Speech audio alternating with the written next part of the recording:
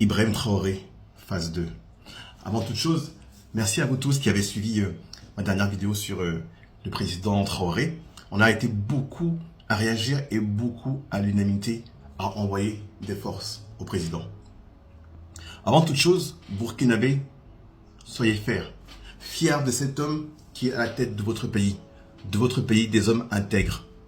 Je vis moi en France dans un pays où les gens ici se désintègrent et je sens le continent porté par une fierté extraordinaire.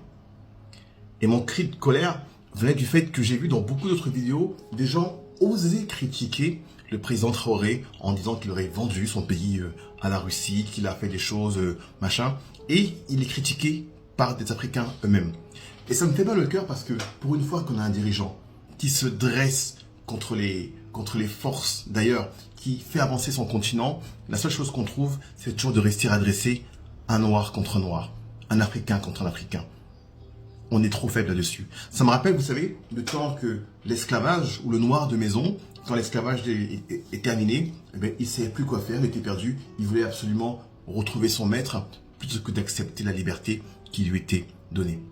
Ce qu'on a réussi à faire tous ensemble, c'est d'envoyer beaucoup de force, beaucoup de spiritualité. J'ai vu tous les gens envoyer un nombre incalculable de prières envers le président pour le protéger.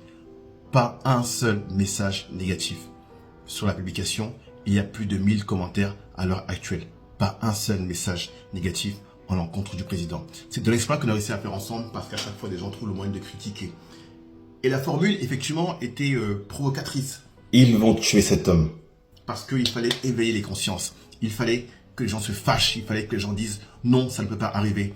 Parce que quand ensemble, nous sommes unis parce qu'on a tous ensemble frôlé la peur de perdre cet homme-là. Chose qui n'arrivera jamais. Et comme beaucoup de Burkinabés l'ont dit, il faudra d'abord marcher sur tout un peuple avant de trouver cet homme-là. Le monde avance. Maintenant qu'arrive l'intelligence artificielle, que va être l'Afrique de demain si on ne rattrape pas le retard qui est tellement immense?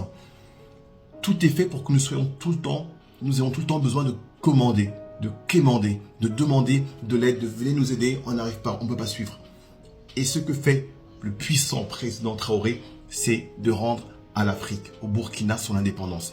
Je parle du Burkina, mais je parle de toute l'Afrique parce qu'il faut que ce soit un élan, une vague qui vienne submerger tous les nôtres pour le suivre. Et il y a des normes européennes qui tombent et qui viennent imposer aux Africains des normes qui ne les concernent pas. J'entends par là que, par exemple, vous voyez qu'il y a beaucoup de normes concernant la pollution, concernant le réchauffement climatique. Mais même tout ça, c'est une douille. Pourquoi? Parce que ce sont les pays qui mettent des lois ou mettre des choses en place par rapport au réchauffement climatique. Ce sont eux qui sont responsables du réchauffement climatique par rapport à comment ils ont utilisé des technologies, utilisé des bombes, des essais nucléaires, tout ça. Mais une fois qu'ils ont atteint le niveau de technologie qui leur permet d'être dominants, ils mettent en place des règles pour dire non, mais les autres, vous ne pouvez pas le faire, maintenant c'est interdit parce que regardez, la planète est foutue. Or, certains pays, malheureusement, doivent passer par une phase parfois de pollution, j'en suis navré, pour pouvoir atteindre un niveau de technologie suffisant pour avancer. Donc en fait, c'est douille sur douille. C'est-à-dire qu'à chaque fois, on met des règles sous couvert de on sauve la planète, mais pour empêcher encore les autres de s'éveiller. Nous avons tant de choses sur le continent, tant de choses pour dominer notre Afrique, pour dominer le monde avec sympathie. Nous, Africains, on n'est pas des peuples guerriers, enfin, on est des peuples guerriers, pardon, mais on n'est pas des peuples qui allons massacrer. Il n'y aura pas de Hitler chez nous. Il n'y aura pas de massacre pour tuer et dominer les autres. Sinon, ça fait bien longtemps que nous l'aurions fait.